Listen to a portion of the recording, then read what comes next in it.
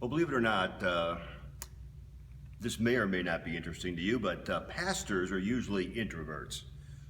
We do spend a lot of time alone. We spend time thinking and praying and reflecting. And sometimes the things we think about when we're alone, the brilliance of what we think when we're alone, when we kind of walk out of our office and try them out, some of that brilliance sort of fades.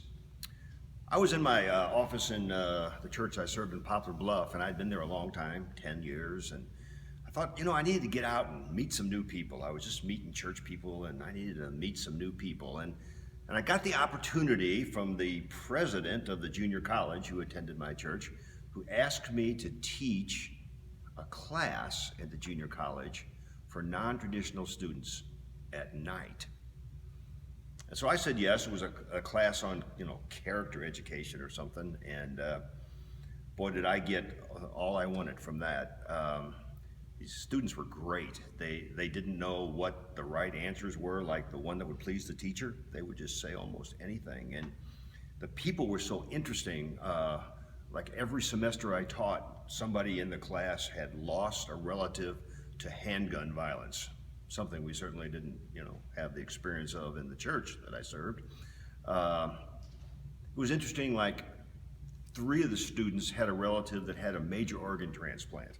That's kind of rare, and so they were interesting people, to say the least. And there was one woman in the class who was just hardworking. She was older, and she had a little speech impediment, which, kind of like a slur. She sounded a little bit like maybe a stroke patient that was recovering, and she came up to me after class and told me that this speech impediment was because she used to be a crack addict, and she had permanent neurological damage from her crack addiction, which she kicked in prison. She was in prison for 5 years, where she met Christ and had her life transformed, and is active in her church, and now is going back to complete her education. So she had a fascinating perspective on everything that we did. So we were talking in this class about like character development, and we were using kind of as our topic Alfred Adler, the great psychologist, 3 life tasks. He claimed that to be a whole person, you need to solve these 3 life tasks,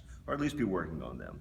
And the first task you had to have was a life philosophy. You had to complete that. A life philosophy that also included other people and how to treat them lovingly and with justice. And the second thing you had to have some way to make a living. You had to have a vocation. And the third one is that you had to make some sort of deal with your life partner, some kind of life partner, some kind of deal there. And he says those are the challenges that you deal with and that you work on to be a complete person. And so we were talking about this, and this woman I was describing jumped up and said, "What's this deal about work?" And you don't know where this stuff comes from. And I said, "Well, ma'am, we've got to work because we're not plants. We don't sit in the middle of a field and go through photosynthesis and make our own food." And she says, "That's exactly right." She said, "That's exactly right.